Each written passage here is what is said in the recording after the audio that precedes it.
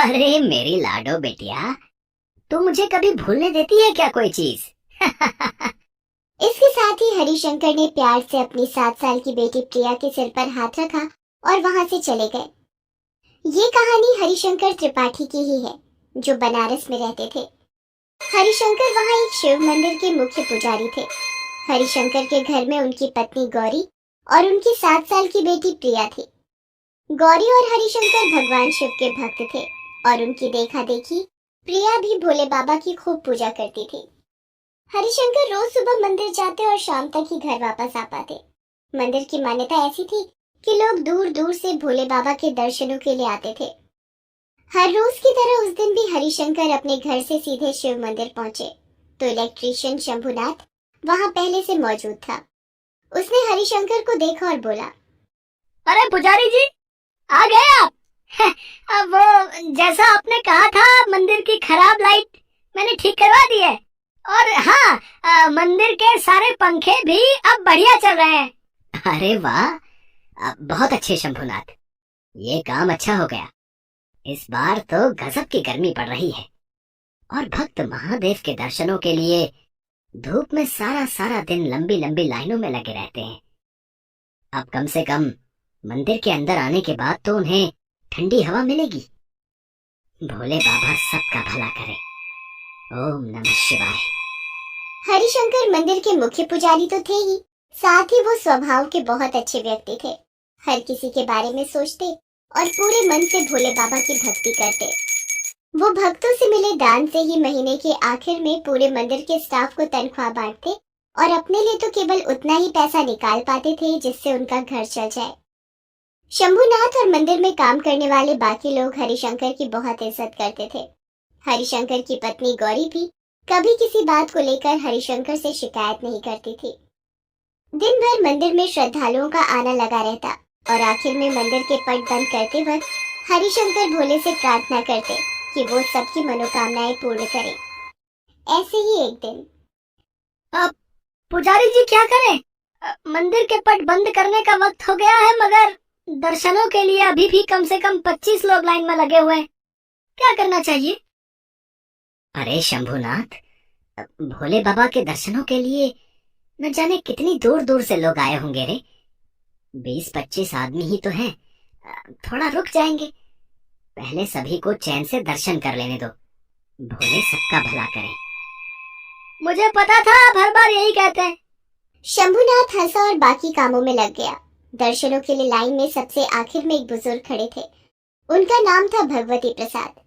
हरिशंकर ने उन्हें भी अच्छे से दर्शन करवाए और उनसे कहा, भोले आपका भला करें श्रीमान। पुजारी जी नमस्ते। जय भोले। श्रीमान, भोले आपकी सभी इच्छा पूरी करें। पुजारी जी, मैं जब भी यहाँ आता हूँ हमेशा देखता हूँ कि आप सभी को बहुत प्यार से भोले बाबा के दर्शन करवाते हैं। सबकी मनोकामनाओं को पूर्ण करवाने के लिए भोले बाबा से प्रार्थना करते हैं। लेकिन क्या कभी किसी भक्त ने आपसे आपकी मनोकामना पूछी है? अरे श्रीमान, मेरी कोई इच्छा नहीं है। मुझे तो महादेव के चरणों में जगह मिली हुई है, और क्या चाहिए? बाकी कभी किसी ने पूछा भी नहीं। चलिए पंडित जी, आज मैं आपसे पूछता हूँ। बताइए, आपकी कोई तो इच्छा होगी। श्रीमान, मेरे जीवन की तो एक ही इच्छा है कि मैं एक बार केदारनाथ जाकर महादेव के उस अद्वितीय रूप के दर्शन करूं, अपनी पत्नी और अपनी बिटिया के साथ। भोले सबका भला करें। भगवती प्रसाद और हरिशंकर दोनों जोर से हंसने लगते हैं।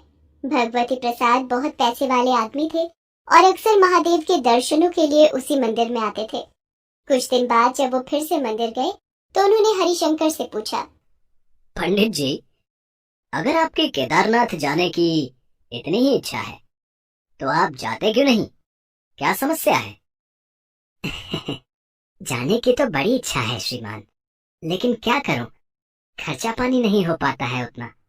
भक्तगण जो दान करते हैं उसी से मंदिर की देखरेख करनी होती है और अपना घर भी चलाना होता है।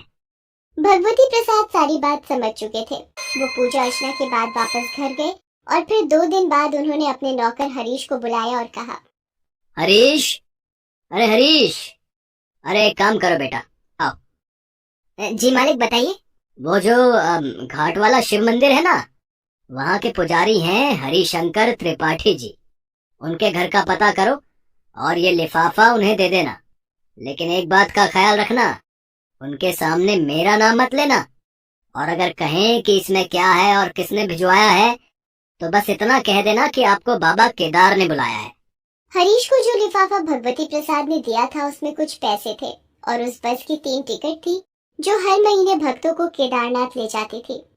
हरिशंकर उस बस की 3 टिकटों को खरीदने लायक पैसे कभी जुटा ही नहीं पाए। लोगों से पूछते हुए हरीश जल्दी ही हरिशंकर के घर पहुंचा और उनसे बोला, राम राम पंडित जी।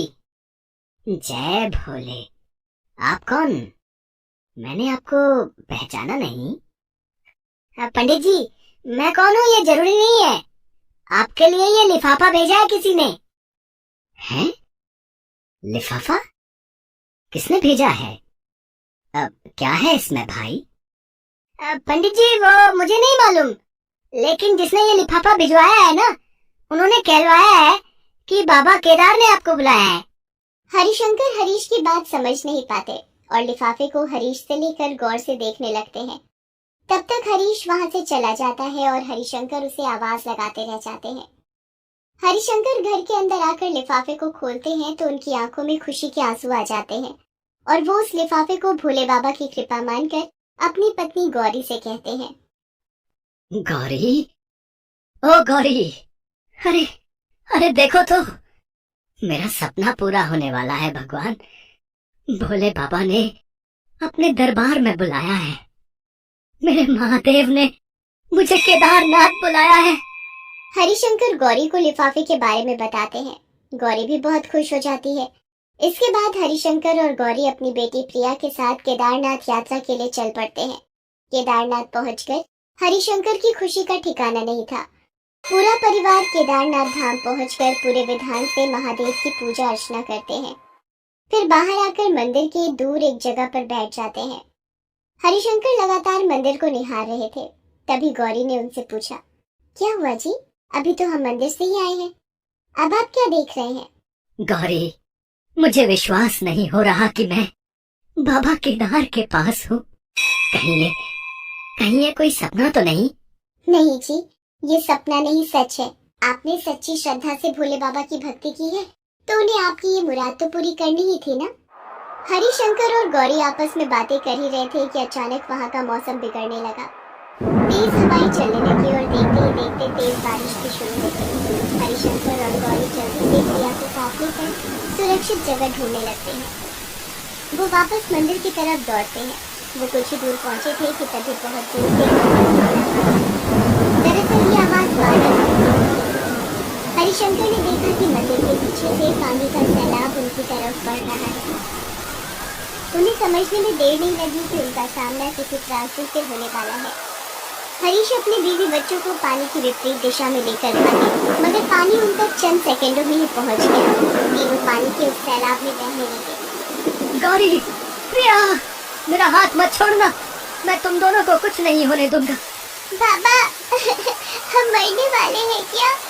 नहीं बेटिया, नहीं, भोले बाबा हमारे साथ हैं, कुछ नहीं होगा। तीनों एक दूसरे का हाथ पकड़े हुए पानी में बहे जा रहे थे। गौरी प्रिया का हाथ तो थामे रही, लेकिन कुछ देर बाद उसका हाथ हरिशंकर से छूट गया। हरिशंकर ने बहुत कोशिश की, मगर वो उन दोनों तक नहीं पहुंच पाए। तभी उन्होंने देखा कि एक बड़ा सा पेड़ उनकी तरफ बहकर आ रहा है। हरिशंकर गौरी की तरफ देखकर चिल्लाए, गौरी, मैं इस पेड़ को रोकने की कोशिश करता हूँ, तुम उस मकान की छत पर जाने की कोशिश करो। गौरी प्रिया को लेकर उस मकान की तरफ तैरने लगी जो थोड़ी ऊंचाई पर था, मगर वो बार बार पलटकर हरिशंकर को भी देख रही थी। काफी देर तक पेड़ को रोके रखने के बाद हरिशंकर की पकड़ ढीली पड़ गई और उस पेड़ के साथ वो भी बह गए। प्रिया और गौरी सिवाय बिलखने के कुछ नहीं कर पाए। वे दोनों कई घंटों तक उस मकान पर फंसे रहे। फिर वायुसेना के हेलीकॉप्टर ने उन दोनों को बचा लिया और उनसे हरिशंकर के बारे में जानकारी। अरे मेरी लाडो बिटिया, तू मुझे कभी भूलने देती है क्या कोई चीज? इसके साथ ही हरिशंकर ने प्यार से अपनी 7 साल की बेटी प्रिया के सिर पर हाथ रखा और वहां से चले गए। ये कहानी हरिशंकर त्रिपाठी की ही है, जो बनारस में रहते थे। हरिशंकर वहां एक शिव मंदिर के मुख्य पुजारी थे। हरिशंकर के घर में उनकी पत्नी गौरी और उनकी 7 साल की बेटी प्रिया थी। गौरी और हरिशंकर भगवान शिव के भक्त थे और उनकी देखा देखी प्रिया भी भोले बाबा की खूब पूजा करती थी। हरिशंकर रोज सुबह मंदिर जाते और शाम तक ही घर वापस आ पाते। मंदिर की मान्यता ऐसी थी कि लोग दूर दूर से भोले बाबा के दर्शनों के लिए आते थे। हर रोज की तरह उस दिन भी हरिशंकर अपने घर से सीधे शिव मंदिर पहुंचे तो इलेक्ट्रीशियन शंभुनाथ वहां पहले से मौजूद था। उसने हरिशंकर को देखा और बोला, अरे पुजारी जी, आ गए आप? अब वो जैसा आपने कहा था, मंदिर की खराब लाइट मैंने ठीक करवा दी है। और हाँ, मंदिर के सारे पंखे भी अब बढ़िया चल रहे हैं। अरे वाह, बहुत अच्छे शंभुनाथ, ये काम अच्छा हो गया। इस बार तो गजब की गर्मी पड़ रही है और भक्त महादेव के दर्शनों के लिए धूप में सारा सारा दिन लंबी लंबी लाइनों में लगे रहते हैं। अब कम से कम मंदिर के अंदर आने के बाद तो उन्हें ठंडी हवा मिलेगी। भोले बाबा सबका भला करे। ओम नमः शिवाय। हरिशंकर मंदिर के मुख्य पुजारी तो थे ही, साथ ही वो स्वभाव के बहुत अच्छे व्यक्ति थे। हर किसी के बारे में सोचते और पूरे मन से भोले बाबा की भक्ति करते। वो भक्तों से मिले दान से ही महीने के आखिर में पूरे मंदिर के स्टाफ को तनख्वाह बांटते और अपने लिए तो केवल उतना ही पैसा निकाल पाते थे जिससे उनका घर चल जाए। शंभुनाथ और मंदिर में काम करने वाले बाकी लोग हरिशंकर की बहुत इज्जत करते थे। हरिशंकर की पत्नी गौरी भी कभी किसी बात को लेकर हरिशंकर से शिकायत नहीं करती थी। दिन भर मंदिर में श्रद्धालुओं का आना लगा रहता और आखिर में मंदिर के पट बंद करते वक्त हरिशंकर भोले से प्रार्थना करते कि वो सबकी मनोकामनाएं पूर्ण करें। ऐसे ही एक दिन, अब पुजारी जी क्या करें? मंदिर के पट बंद करने का वक्त हो गया है, मगर दर्शनों के लिए अभी भी कम से कम 25 लोग लाइन में लगे हुए हैं। क्या करना चाहिए? अरे शंभुनाथ, भोले बाबा के दर्शनों के लिए न जाने कितनी दूर दूर से लोग आए होंगे रे। 20-25 आदमी ही तो हैं। थोड़ा रुक जाएंगे। पहले सभी को चैन से दर्शन कर लेने दो। भोले सबका भला करें। मुझे पता था आप हर बार यही कहते हैं। शंभुनाथ हंसा और बाकी कामों में लग गया। दर्शनों के लिए लाइन में सबसे आखिर में एक बुजुर्ग खड़े थे। उनका नाम था भगवती प्रसाद। हरिशंकर ने उन्हें भी अच्छे से दर्शन करवाए और उनसे कहा, भोले आपका भला करें श्रीमान। पुजारी जी नमस्ते। जय भोले। श्रीमान, भोले आपकी सभी इच्छा पूरी करें। पुजारी जी, मैं जब भी यहां आता हूं हमेशा देखता हूं कि आप सभी को बहुत प्यार से भोले बाबा के दर्शन करवाते हैं। सबकी मनोकामनाओं को पूर्ण करवाने के लिए भोले बाबा से प्रार्थना करते हैं। लेकिन क्या कभी किसी भक्त ने आपसे आपकी मनोकामना पूछी है? अरे श्रीमान, मेरी कोई इच्छा नहीं है। मुझे तो महादेव के चरणों में जगह मिली हुई है, और क्या चाहिए? बाकी कभी किसी ने पूछा भी नहीं। चलिए पंडित जी, आज मैं आपसे पूछता हूं। बताइए, आपकी कोई तो इच्छा होगी। श्रीमान, मेरे जीवन की तो एक ही इच्छा है कि मैं एक बार केदारनाथ जाकर महादेव के उस अद्वितीय रूप के दर्शन करूं, अपनी पत्नी और अपनी बिटिया के साथ। भोले सबका भला करें। भगवती प्रसाद और हरिशंकर दोनों जोर से हंसने लगते हैं। भगवती प्रसाद बहुत पैसे वाले आदमी थे और अक्सर महादेव के दर्शनों के लिए उसी मंदिर में आते थे। कुछ दिन बाद जब वो फिर से मंदिर गए तो उन्होंने हरिशंकर से पूछा, पंडित जी, अगर आपकी केदारनाथ जाने की इतनी ही इच्छा है तो आप जाते क्यों नहीं? क्या समस्या है?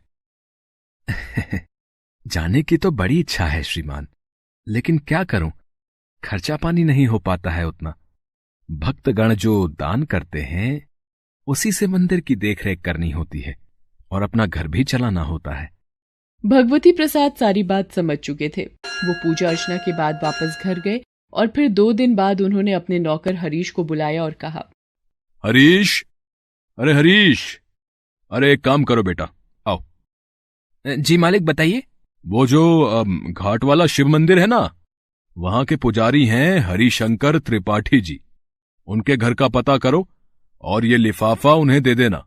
लेकिन एक बात का ख्याल रखना, उनके सामने मेरा नाम मत लेना, और अगर कहें कि इसमें क्या है और किसने भिजवाया है तो बस इतना कह देना कि आपको बाबा केदार ने बुलाया है।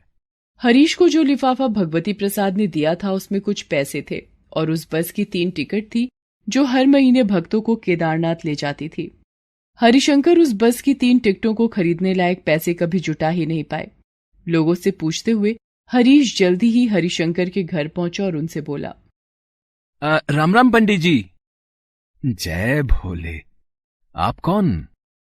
मैंने आपको पहचाना नहीं। पंडित जी, मैं कौन हूं ये जरूरी नहीं है। आपके लिए ये लिफाफा भेजा है किसी ने। है? लिफाफा?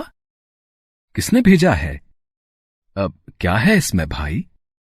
पंडित जी, वो मुझे नहीं मालूम, लेकिन जिसने ये लिफाफा भिजवाया है ना, उन्होंने कहलवाया है कि बाबा केदार ने आपको बुलाया है। हरिशंकर हरीश की बात समझ नहीं पाते और लिफाफे को हरीश से लेकर गौर से देखने लगते हैं। तब तक हरीश वहां से चला जाता है और हरिशंकर उसे आवाज लगाते रह जाते हैं। हरिशंकर घर के अंदर आकर लिफाफे को खोलते हैं तो उनकी आंखों में खुशी के आंसू आ जाते हैं और वो उस लिफाफे को भोले बाबा की कृपा मानकर अपनी पत्नी गौरी से कहते हैं, गौरी, ओ गौरी, अरे अरे देखो तो, मेरा सपना पूरा होने वाला है भगवान। भोले बाबा ने अपने दरबार में बुलाया है। मेरे महादेव ने मुझे केदारनाथ बुलाया है। हरिशंकर गौरी को लिफाफे के बारे में बताते हैं। गौरी भी बहुत खुश हो जाती है। इसके बाद हरिशंकर और गौरी अपनी बेटी प्रिया के साथ केदारनाथ यात्रा के लिए चल पड़ते हैं। केदारनाथ पहुंचकर हरिशंकर की खुशी का ठिकाना नहीं था। पूरा परिवार केदारनाथ धाम पहुंचकर पूरे विधान से महादेव की पूजा अर्चना करते हैं। फिर बाहर आकर मंदिर के दूर एक जगह पर बैठ जाते हैं। हरिशंकर लगातार मंदिर को निहार रहे थे।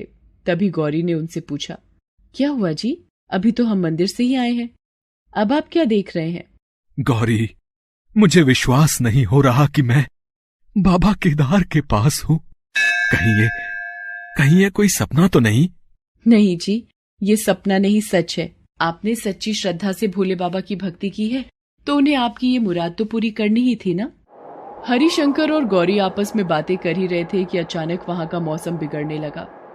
तेज हवाएं चलने लगी और देखते ही देखते तेज बारिश भी शुरू हो गई। हरिशंकर और गौरी जल्दी से प्रिया को साथ लेकर सुरक्षित जगह ढूंढने लगते हैं। वो वापस मंदिर की तरफ दौड़ते हैं। वो कुछ ही दूर पहुंचे थे कि तभी बहुत दूर से दरअसल ये आवाज बादल की थी। हरिशंकर ने देखा कि मंदिर के पीछे से पानी का सैलाब उनकी तरफ बढ़ रहा है। उन्हें समझने में देर नहीं लगी कि उनका सामना किसी त्रासदी से होने वाला है। हरीश अपने बीवी बच्चों को पानी की विपरीत दिशा में लेकर भागे, मगर पानी उन तक चंद सेकंडों में ही पहुंच गया। तीनों पानी के उस सैलाब में बहने लगे। गौरी, प्रिया, मेरा हाथ मत छोड़ना, मैं तुम दोनों को कुछ नहीं होने दूंगा। बाबा, हम मरने वाले हैं क्या? नहीं बिटिया, नहीं, भोले बाबा हमारे साथ हैं, कुछ नहीं होगा। तीनों एक दूसरे का हाथ पकड़े हुए पानी में बहे जा रहे थे। गौरी प्रिया का हाथ तो थामे रही, लेकिन कुछ देर बाद उसका हाथ हरिशंकर से छूट गया। हरिशंकर ने बहुत कोशिश की, मगर वो उन दोनों तक नहीं पहुंच पाए। तभी उन्होंने देखा कि एक बड़ा सा पेड़ उनकी तरफ बहकर आ रहा है।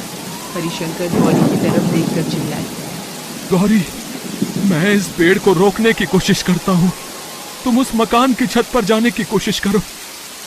गौरी प्रिया को लेकर उस मकान की तरफ तैरने लगी जो थोड़ी ऊंचाई पर था, मगर वो बार बार पलटकर हरिशंकर को भी देख रही थी। काफी देर तक पेड़ को रोके रखने के बाद हरिशंकर की पकड़ ढीली पड़ गई और उस पेड़ के साथ वो भी बह गए। प्रिया और गौरी सिवाय बिलखने के कुछ नहीं कर पाए।